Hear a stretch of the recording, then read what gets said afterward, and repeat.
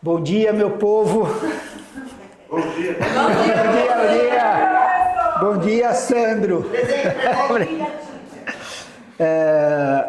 Hoje a gente vai, na verdade, semana passada a gente fez a introdução e aí entrou naquela história do início, né, na criação, Gênesis 1, que nem a Carla falou, né, que Deus não está preso a nada e tudo que a gente conhece, que vê e não vê, Ele criou. A única coisa que é incriado é Ele, que sempre existiu, desde a eternidade passada até a eternidade futura. Então, quando fala da criação para Deus, é aquilo lá, no princípio criou Deus céus e terra. E tudo foi criado. Depois, a partir de Gênesis 1, 2, que a gente lê que a terra se tornou, né, sem forma, vazia, em trevas, e a gente vê pelas escrituras que Deus não criou essas coisas, Isaías fala, outros textos falam, a gente entende que nesse espaço é que houve a queda. Então, quando a gente começa a ler, a partir de Gênesis 1, 2, nós já estamos lendo a restauração de todas as coisas. E aí é que ele nos ensina, né, como Deus está trabalhando na restauração do homem também, né? Porque do mesmo jeito que a terra perdeu a forma original, o homem também. E aí ele está dedicado hoje, né? Porque nós perdemos a imagem original de Deus com a queda, com o pecado. E aí ele está restaurando a humanidade, né? Por isso é que no final do capítulo 1 ele fala que, quando está falando a respeito do homem, ele fala muito bom, né? Ele falou 6 vezes bom, bom, bom e depois muito bom. Então essa é a mensagem do primeiro capítulo, né? Que a mudança que Deus está fazendo na criação e no ser humano. Por isso que quando a gente compreende isso, a gente vai entender o que pode acontecer na nossa vida. Assim como a criação, a gente também acontece a mesma coisa. E como que ele fazia isso? Com a palavra, né?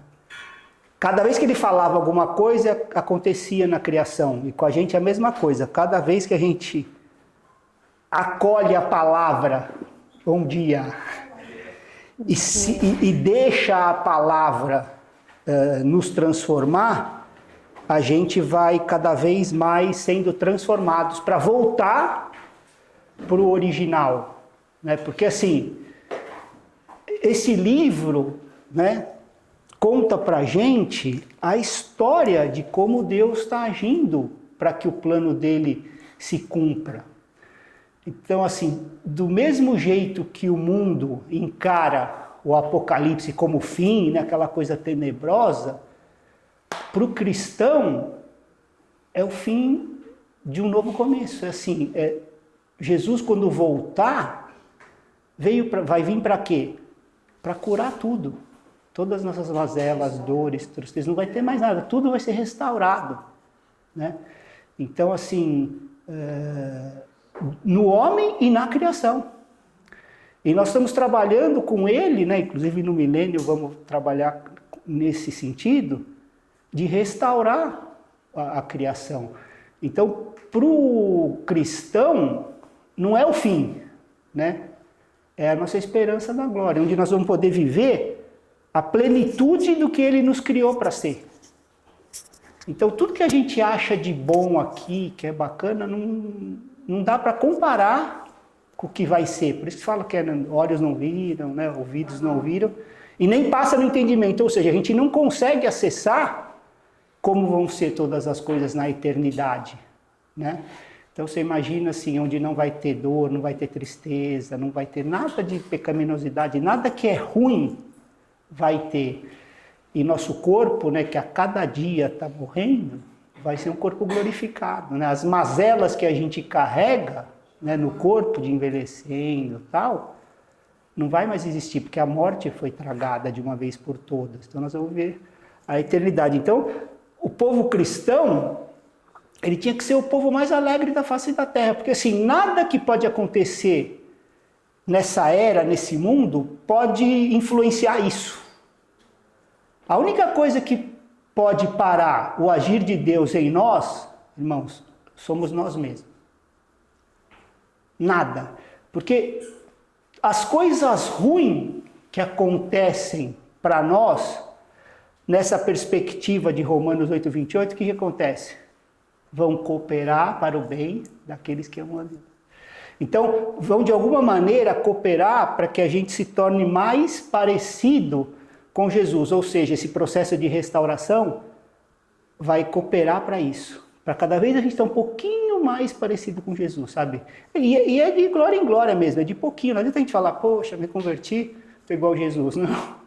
Nossas mazelas, mas cada coisinha que a gente vai, pela palavra e pelo Espírito, a gente vai... Porque é o que ele fez na criação. O primeiro capítulo já dá o spoiler do plano de Deus.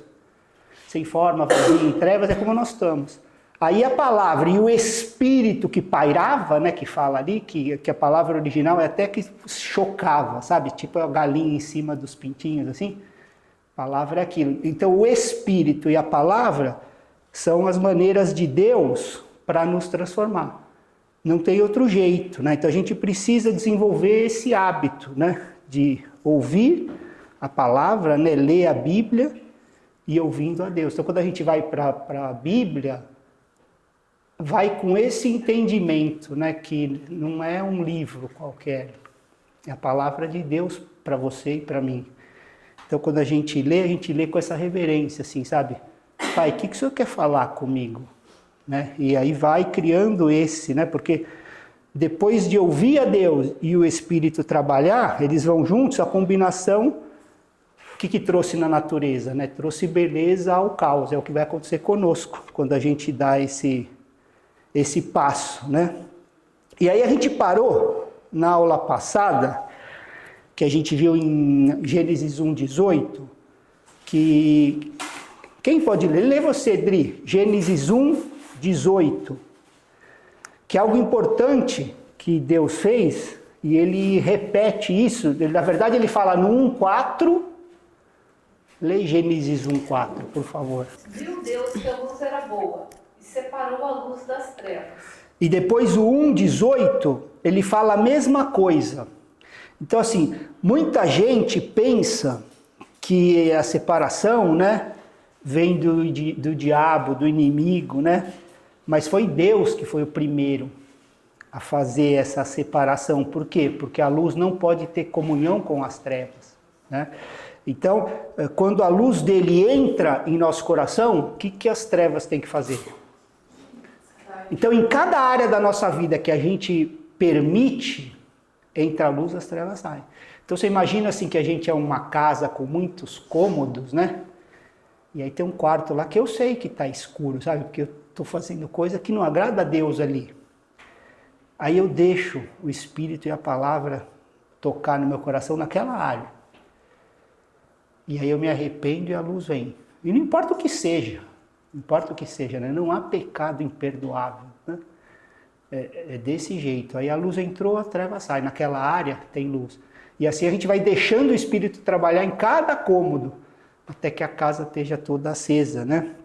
Então Deus é que começa a fazer essa divisão. Aí a Adri estava falando desse versículo, né, de 2 Coríntios 4:6, do 14 ao 17. Não, a gente leu a aula passada, mas fala isso, né, como a glória de Cristo brilhando no nosso coração, né, e a necessidade dessa separação.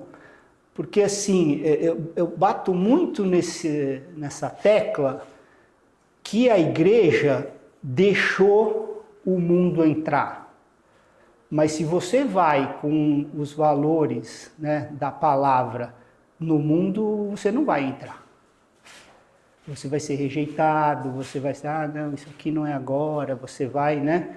Há muita rejeição. E é desse jeito que o evangelho caminha, né? O Senhor nos escolhendo, né, nos adotando e a gente se abrindo para receber. Então não vai ter amizade com o mundo. Quando você acha que está tudo muito fácil, que é isso aqui e tal, precisa rever, porque como a Cânia falou, tem alguma coisa errada, né?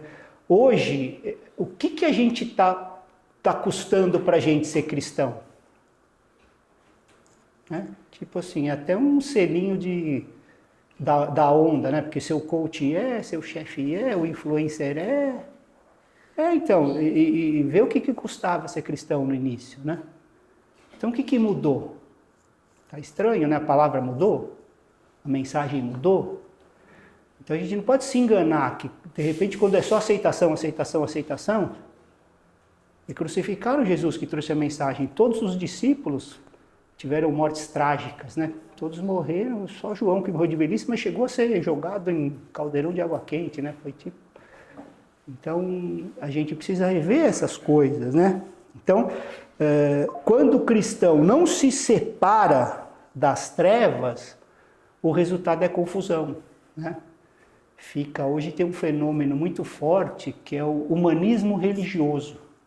Você está totalmente centrado em você, mas você acha que está em alguma coisa com Deus, né? Então a sua prosperidade é Deus, mas você está focado só em você, né? E tem grandes homens aí que atuam, né? Como tem boa oratória, né? Tem toda essa parte de PNL e tal, arrastam multidões, né? Mas estão fora do evangelho, né?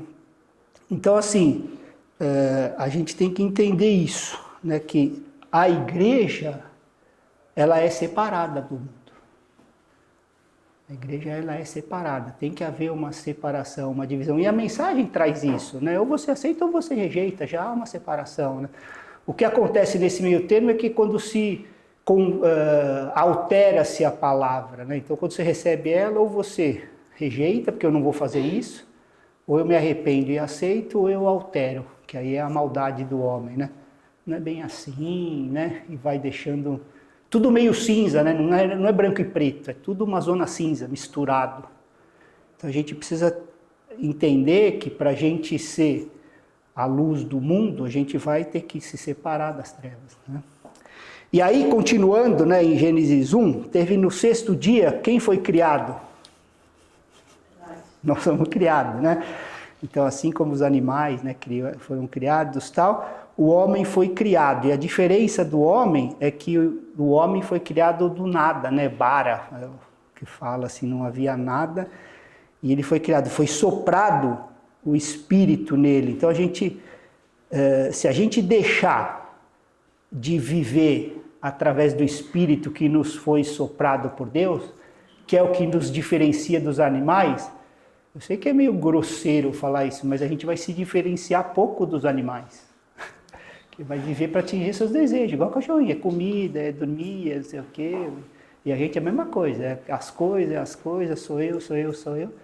Porque a gente está vivendo sem levar em conta o espírito que foi nos dado, que é o que nos diferencia, né? E aí, para nos mostrar, né, como ele usou a gente a partícula da terra, né, para fazer o homem, e soprou, ele já estava mostrando assim que sem o sopro dele, a gente não é nada, né? Não se diferencia de nada. Então a gente entender a importância da gente entender que a gente precisa viver guiado pelo Espírito que ele soprou em nós, né? E aí o 7º dia ele fez isso com a gente no 6º. No 7º, o que ele fez para a gente fazer? Descansar. Então assim, para Deus era o 7º, para o homem era o 1º. O que você faz antes de qualquer coisa? Descansa no Senhor, né? Então assim, comunhão com Deus. Antes de qualquer coisa, antes de trabalhar, de servir, é a comunhão com Deus.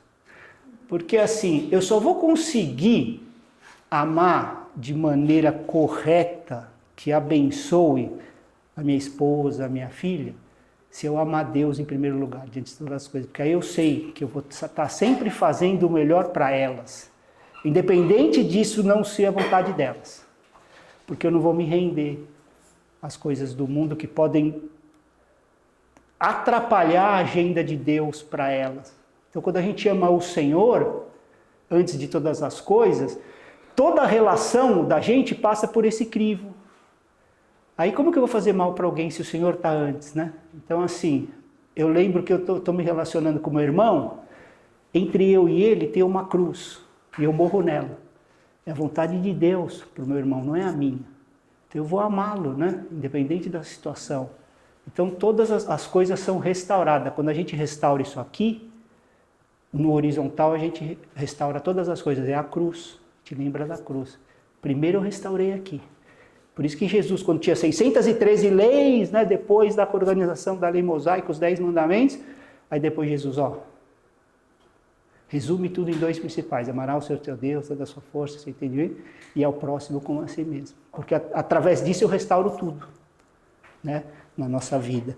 Então é assim que começa, né? Então o homem foi criado, primeira coisa, comunhão com Deus. Depois ele começa a servir. Então o dia dele foi um descanso, né? Comunhão primeiro, depois serviço, né? Depois se atua. E quando a gente esquece essa ordem, a gente é perigoso. Por isso é que Deus ensinou Israel para guardar o sábado como função didática, né? Pedagógica. Tem um descanso. Você precisa desse descanso, né? E só que para o cristão tem Hebreus 9:4, né? Que tem um descanso para o povo de Deus. Você quer ler, amor? Portanto, resta um repouso sabático para o povo de Deus. Então ainda resta um, que é Jesus. Porque ele mesmo falou que ele era o Senhor do sábado, né? Então hoje não tem a necessidade, né? Tem algumas religiões aí que ainda guardam o sábado, independente do judaísmo. Mas isso Jesus mesmo aboliu, né? O dia do Senhor é o domingo e Apocalipse também fala disso. E resta um descanso, que é Jesus, que é nele que o povo de Deus vai descansar, né? Então a gente não precisa de alguma obra para alcançar algo, a gente já tem esse descanso no Senhor. Não há necessidade, né, de guardar o sábado, porque eu não guardei, eu não estou fora, né? Tipo, até hoje eles creem nisso, né? E aí Gênesis 1:28, Deus diz de Adão e Eva assim, frutificai-vos e multiplicai-vos, né? Ele fala. E como que é isso, pessoal? Através do relacionamento sexual criado por Deus e considerado por ele, em Gênesis 1:31, muito bom. Agora, ele é ruim quando? Quando fora dos princípios de Deus, né? Quando fora do casamento, né? Quando é no adultério. Dentro de que Deus criou, ele é maravilhoso, né? E até entre cristãos, né, tem isso, nossa, o sexo não é bom, então se eu quiser servir a Deus, somente no catolicismo, né, eu não posso, eu tenho que... Mas não foi isso que Deus preparou, né? Não estou dizendo que aquele não possa ter o voto dele, isso é outra coisa, mas não é o plano de Deus, né? Ele não vai ser mais santo se não casar. Eu posso exercer toda a minha santidade dentro da minha casa, com a minha esposa, com meus filhos, né? Então não é bíblico isso, eu ter que me abster para poder servir a Deus, né? E ele mesmo abençoou, né? Em Gênesis 1:28, quando ele fala para frutificar e dominar e sujeitar todas as coisas, né? Porque ele criou o homem para governar, não para ser escravo. Então é para colocar as coisas debaixo de nossos pés. Então assim, entraram todas as coisas, os animais, né? a vegetação, as plantas. Então quando a gente inverte essa coisa, a gente é dominado. Então você pega assim, da onde que vem o álcool? Né? Dos vegetais, né? Da cana, tal, né? A própria maconha. E aí você inverte, elas te dominam, né? Você fica escravo, e ele criou para nós dominarmos todas as coisas, né? Você inverte a criação, né? E lá em Apocalipse ele continua falando isso, né? Desde Gênesis até Apocalipse, que ele criou o homem para reinar na criação. O homem é a coroa da criação de Deus, né? Então, para estar tudo debaixo dos pés, esse foi o plano, né? Só que poucos cumprirão, muitos serão escravizados pela criação, a gente vê isso, né? E pelos seus desejos, que é a humanidade caída, né? E então, para a gente governar sobre o pecado, raiva, os desejos, né? Essas coisas precisam estar debaixo dos nossos pés, nós precisamos ter o domínio sobre essas coisas, né? E isso só é possível quando Deus te abençoa. Então é quando você está debaixo do plano de Deus, Gênesis 1:28. Então, debaixo daquela palavra, eu domino essas coisas. Entendeu? E é interessante que a gente pega o capítulo 1, a gente vê que Deus inspeciona a obra a cada dia. Porque ele terminava a criação e falou, e ficou bom. Então, a gente tem que entender e permitir que Deus também faça isso conosco, para a gente ser restaurado como a criação, né? Então aí a gente deixar que Deus venha no nosso dia, e o que eu fiz? Foi bom? Né? E aí se não foi, eu me arrependo, no dia seguinte, e o que eu fiz? Foi bom? Foi bom. E aí eu vou caminhando, né, nessa restauração. E aí no capítulo 2, há detalhes da criação, né, do homem. Deus deu 3 presentes para o homem.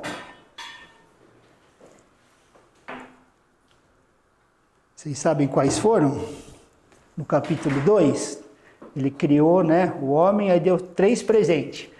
Uma companheira, Deus é bom, né? A Eva. Ele deu um lar, o Éden, né? E um trabalho.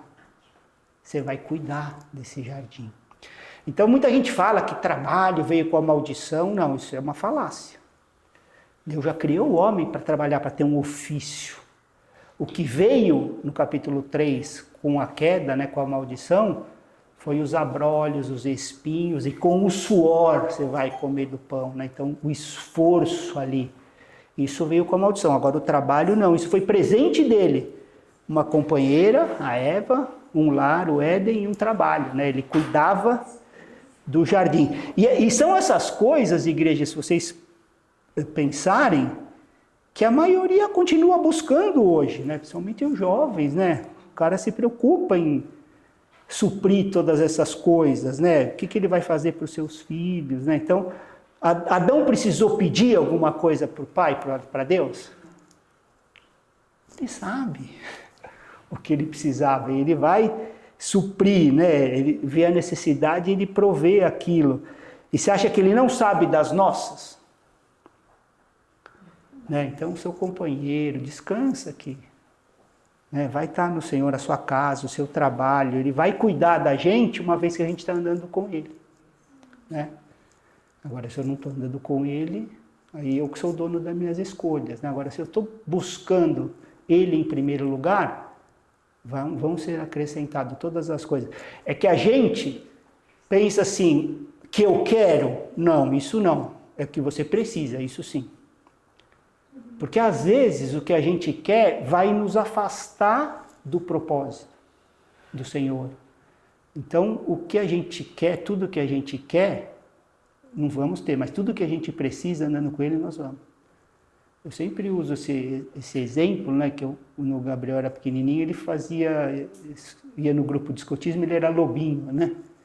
E ele ficava louco para ver os canivetes dos escoteiros, aqueles canivetes tão bonitos, tá? Ele, pai, e o meu? Eu falo, filho, você não pode ter, né? Já fazia besteira sem canivete. Imagina o Gabriel com 5 anos com canivete aqui, né, em casa. Você imagina. Eu falei, filho, não dá, cara. Vai chegar a hora que eu vou me alegrar de comprar um canivete com você, cara, da gente junto escolher seu canivete, mas agora você não pode, cara. É certo que você vai fazer besteira. Ele não entendia muito, esse rei também não entende às vezes, né? Mas tudo tem a hora, né? E às vezes aquilo é o pior, que o que você está pedindo vai acabar desviando você ainda mais do seu propósito. Né? Então agora, as suas necessidades, a Bíblia é clara, vão ser todas cumpridas se você andar com o Senhor, 100%. Né? Então agora, é legal isso aqui, ó, Gênesis 2. Oi? Faltam 30, pessoal. Gênesis 2, verso 11 e 12. Você lê pra gente, amor? Leio. O nome do primeiro é Pison, que rodeia a terra de Avilá, onde há ouro. O ouro dessa terra é bom. Também se encontra lá o bidélio e a pedra de ônix. Então, quando fala assim, que o ouro do Éden é muito bom, né? Era bom. Todas essas coisas das riquezas, né, que é representada pelo ouro, em Deus é muito bom. Agora, longe de Deus é uma armadilha para o homem. Infelizmente, é uma armadilha. Então, o ouro, quando está com Deus, a própria palavra fala, é bom. Longe de Deus é uma desgraça, cara. Só vai trazer... Você pode ter até aquela falsa, né, de estar atendendo às suas vontades e tal, mas vai trazer só desgraça. Com Deus, não. Ela vai te trazer o conforto, as coisas boas, mas generosidade vai te... Então a gente precisa entender isso, né, que longe de Deus, às vezes, pode ser até uma armadilha para nós, né? E aí em 2:19, 20... ele começou a dar nome aos animais, né? E aí Adão percebe que todos têm um par, né?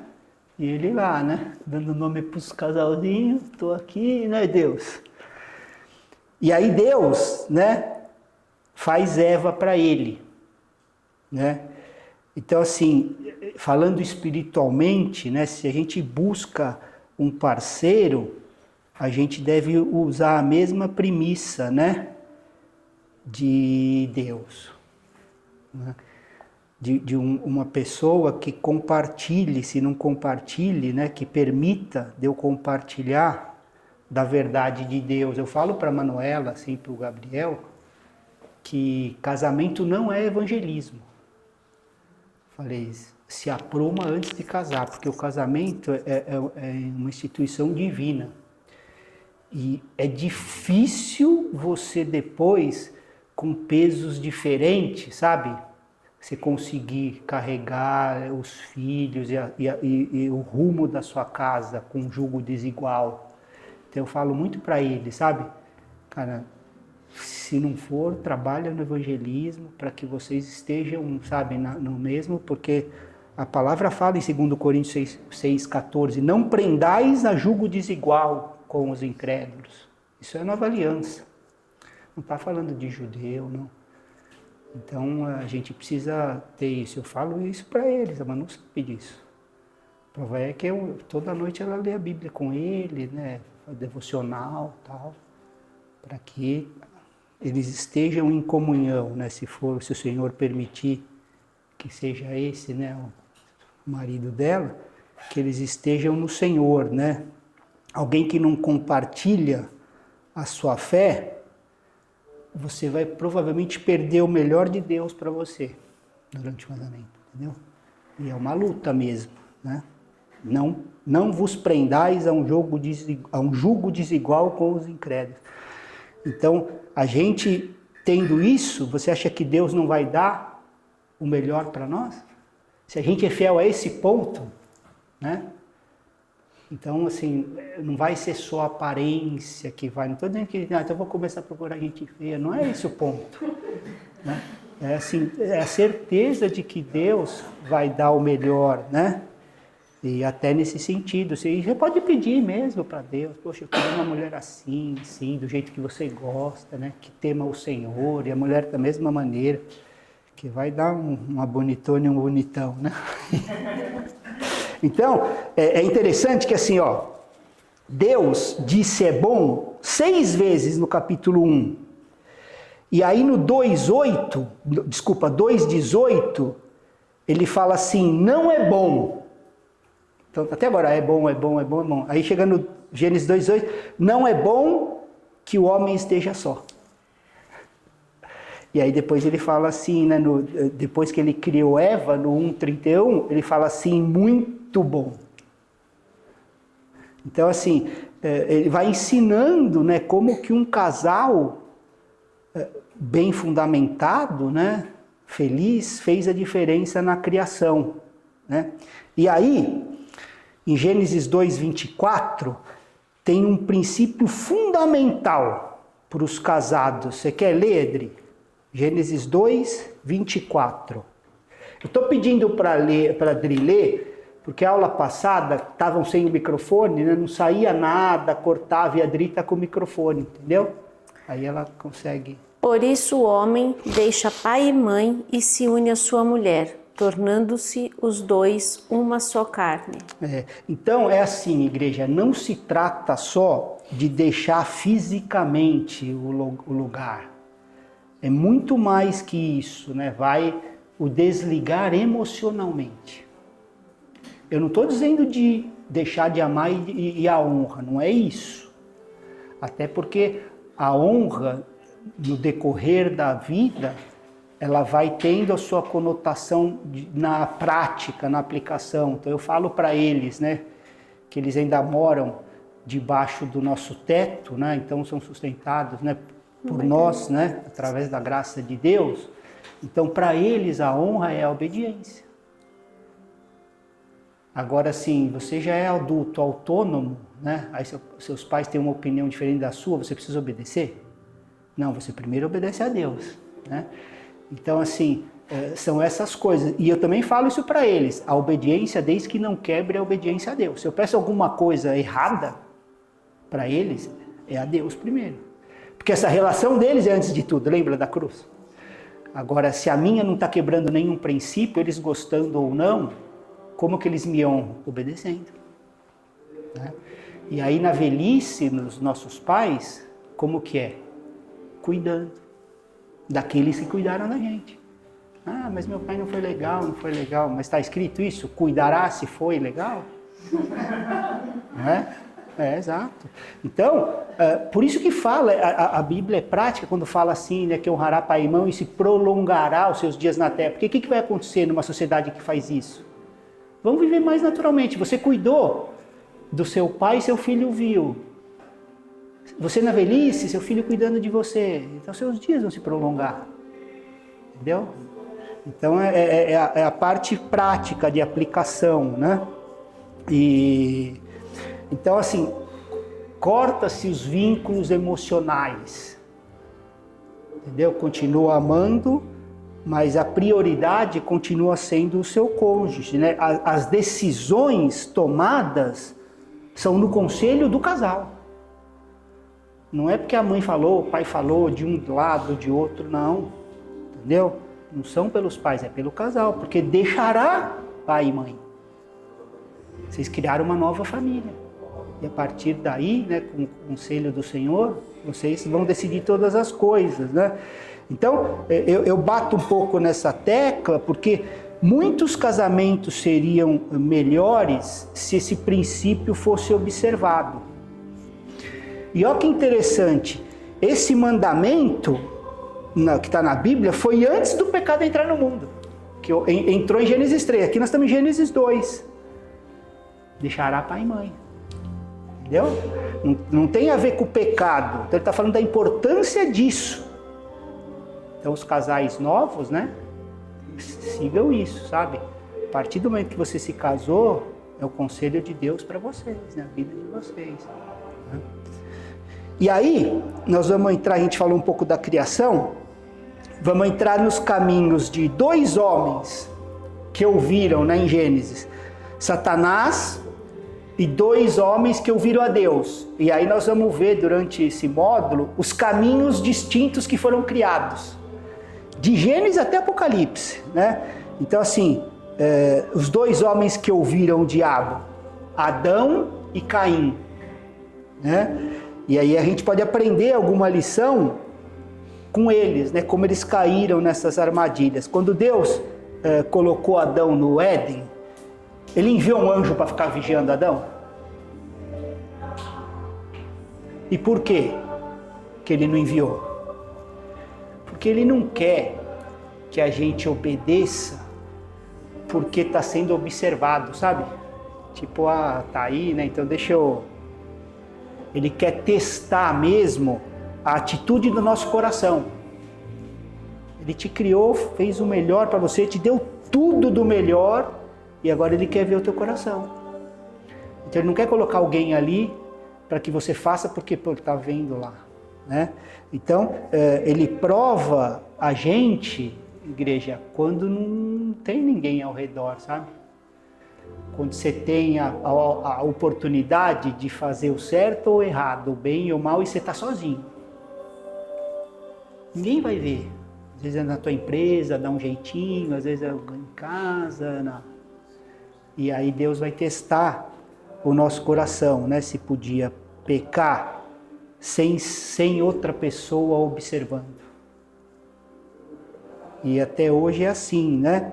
E é interessante que assim, haviam milhares de árvores com os frutos lindos no Éden. Não era só a árvore do conhecimento do bem e do mal, milhares. Então não é que ele fez um monte de bagaça, uma bonita e fala, você não pode ir naquela. Não. Todas as árvores lindas, os frutos, né? E aí a árvore da vida, que tinha a vida eterna, e Adão e Eva não escolheram nenhuma delas. O que eles escolheram? Conhecimento. Né? Rejeitaram a vida, a árvore da vida, está aqui, né? E escolheram o conhecimento. E o homem, irmãos, continua fazendo isso. Continua a mesma coisa, né? Se você tivesse que escolher entre o conhecimento bíblico, né, e a vida, qual você escolheria? Eu sei que você vai falar, resposta à vida. Mas aí a gente tem que fazer o teste, né? Cada um aqui. A gente estuda essa palavra para ter conhecimento dela ou para poder obedecer a Deus verdadeiramente? Porque se a gente estiver buscando, eu quero conhecer, né, a Bíblia, para ter conhecimento, eu estou na árvore errada. Entendeu? Agora, se eu quero conhecer a Deus, porque eu quero, se Ele falou, tudo que eu conhecer desse livro eu vou poder cumprir, eu vou poder obedecer. E um dia na eternidade eu vou falar, Pai, consegui obedecer. Porque o mundo quer que você não obedeça. É você dependente, é você ser feliz, é você. Então, a escolha é nossa. Só que o conhecimento do bem e do mal trouxe o que para o casal? A morte, né? E para todos nós, né? Então, Deus quer que a gente conheça o bem e o mal através de um relacionamento com Ele. Porque será que o que eu acho, o que é bom, é o que Deus acha? Né? Então é através desse conhecimento que eu vou saber exatamente o bem e o mal. Por isso que é a árvore do bem e do mal. Eu vou conhecer por Ele, um relacionamento com Ele. Não apenas pelo estudo das Escrituras. Né? Então se a gente tem esse conhecimento do bem e do mal sem estar conectado com Deus, a gente vai se desviar.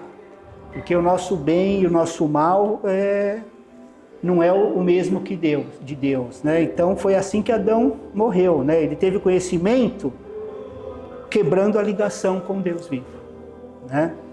E o nosso conhecimento do bem e do mal hoje tem que vir através do Espírito Santo nos dizendo o que é certo e o que é errado momento a momento, cada decisão através do conhecimento da palavra, naquilo que eu falei da locomotiva e do trilho, né? O trilho é a palavra e o que move é o Espírito. Se eu tirar o trem do trilho, vai para o lugar errado. Se eu botar só o trilho, não sai do lugar. Então é junto, né? É a comunhão da mesa, né? O vinho, que é a alegria do Espírito, e o pão, a palavra. Se a gente viver nessa mesa de comunhão, a gente vai viver dessa maneira, né? O único jeito de conhecer verdadeiramente o bem e o mal. Qualquer outro jeito leva à morte. Então, o diabo disse que Eva poderia ser como Deus, né? Aqui que entrou o pecado, Gênesis 3:5, né? E Jesus trouxe essa mensagem, né? À primeira vista, semelhante, só que, na verdade, diferente. Porque assim, Satanás dizia que Eva poderia ser como Deus em conhecimento, autoridade e poder. E Jesus diz que a gente pode ser como Deus em humildade, pureza e amor. Entendeu? Jesus traz a mensagem, mas do jeito certo, né? Vocês podem ser como Deus, né?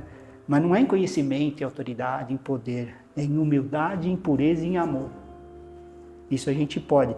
E aí, qual dessas duas mensagens a maioria das pessoas deseja, né? É a primeira, né? Até na igreja. Conhecimento, autoridade e poder, né? E assim a gente vai conseguindo distinguir que voz a pessoa está ouvindo, né? A que manda você ir para o conhecimento, autoridade e poder, ou a que manda você ir para a humildade, pureza e amor? E a tentação é sutil, entendeu? Vai parecer que aquilo está bacana.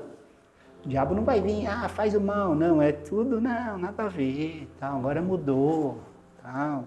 E ele vai, né? As imitações vão sendo criadas de uma maneira que você pensa que você está no caminho correto. Por isso que eu vou falar muito durante esse módulo nos dois caminhos. No da espiritualidade, daqueles que ouviram a Deus, e no da religiosidade, que ouviram Satanás, mas estão achando que estão no caminho que conduz, né? Então, assim, quando o diabo tentou Eva, ele estava insinuando que Deus não amava ela de verdade, né? Porque ele estava sugerindo isso, né, na cabeça dela, porque senão ele ia deixar que você comesse aquela. Ele foi botando na cabeça dela a minhoquinha lá, né? Ó, vai permitir que você come aquela. E da mesma maneira, ele vai fazer conosco. Então, assim, ele vai tirar a tua atenção, porque estava bem claro que todas as árvores eram lindas e o fruto bom. Não era só aquela. Mas ela focou naquela que não podia. Deus não ama você, ele não quer que você coma daquela, porque ele não quer que você seja como ele, né? E foi, né? E a mesma coisa no nosso coração, né? Ele vai fazer as coisas para que a gente meio que duvide do amor de Deus. Eu sempre dou esse exemplo porque me marcou, porque o Espírito me ministrou naquele dia, né? A Manu tinha acabado de nascer e o Gabriel tinha 1 aninho. Então ele já andava meio, levantava e andava rápido e caía, meio bebessauro, né? E ele ficava lá em cima e a gente não tinha um portãozinho na escada. Então era sempre aquela tensão, porque ele ia direto para a escada, direto, ele ia correndo, não sei o quê, e ficavam os brinquedos dele lá. Aí um dia minha mãe tinha na casa dela aqueles portõezinhos reguláveis, né? A gente levou.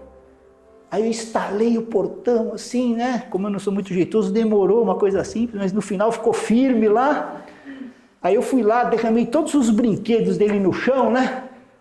Coloquei ele lá, falei, agora... Aí ele levanta assim, foi correndo para o portão e começou a chorar. Aí Deus me ministrou, é desse jeito. Eu dou a liberdade para vocês fazerem as coisas sem se machucar, vocês acham que é uma prisão. Ele tinha todos os brinquedos e podia brincar sem se machucar nenhuma. Ele queria ir para a escada. Então, Satanás vai dessa maneira, assim, tentando a gente duvidar do amor de Deus. Né? Pô, será que Deus não quer o melhor para mim? Né? Por que eu não posso fazer isso? Por que eu não posso fazer aquilo? Né? E é interessante que Jesus, né, disse para Pedro, né, está em Lucas 22, 31, você quer ler, Dri? Leio. Simão, Simão, eis que Satanás pediu para peneirar vocês como trigo. Então, Deus concedeu essa permissão, né, assim como ele permitiu que Satanás tentasse Adão e Eva. Né? E olha o que o Senhor disse para Pedro no versículo seguinte, no 32. Eu, porém, orei por você, para que a sua fé não desfaleça. Então, Jesus não orou para que Pedro não caísse, mas que mesmo caindo, continuasse no amor de Deus, tivesse fé. Eu orei para que a tua fé não desfaleça. Entendeu? Então não é o problema de cair, é o que você faz quando você cai, né? E então na hora da provação, né, se a gente mantiver fé no amor de Deus, a gente vai vencer. E de qualquer maneira a gente sabe o caminho. Arrependimento e fé, né? E continua, né? Mesmo quando a oração não é respondida, né? Algo que você quer e que não está acontecendo, ou que você está enfrentando algumas provações, né? Eu acho que ninguém aqui chegou perto de Jó, né? E não duvidar, o importante é não duvidar do amor de Deus por nós todos, né? Essa é a verdadeira fé. E o viver pela fé, como a gente fala, na prática é assim, constantemente, não importa o que está acontecendo, eu ter certeza que Deus me ama. É a certeza do amor de Deus, essa é a fé. Não importa o que está acontecendo, eu creio que Deus me ama. Então eu ando em fé. Independente da circunstância, né? Foi essa fé que trouxe o filho pródigo de casa. Ele sabia que, independente de como ele voltasse, o pai o amava. Então ele chegou, o pai já estava lá com os braços abertos, né, esperando, com a sandália, o anel e tal. Então, mesmo a gente errando, se a gente tem certeza do amor do pai, a gente volta. Que o pai está lá, com o seu anel ali, ó, meu filho, com a sua sandália, com a tua túnica. Não importa o que você fez, é você voltar. Então essa é a fé, né? Independente do que aconteça, eu estou firme no amor de Deus. Eu sei que Ele me ama. Então, essa árvore, né, do bem e do mal, ela parecia atraente, né? Deus fez assim, de maneira que pudesse ser testada, porque se fosse um negócio horroroso, é lógico que eles não iriam. Né? Todas bonitas e uma feia, vai naquela. Então Deus permitiu ela, né? E eles escolheram, o que Deus esperava é que o homem espera, na verdade, né? Que o homem escolha ele acima das coisas criadas. Né? Então, se Deus falou que aquilo não é para mim, eu vou no outro. Porque eu sei que é o melhor para mim. É isso que ele queria. Então, quando eu faço essa escolha, eu escolho Deus primeiro. A cruz sempre, né? Restauro aqui para restaurar aqui.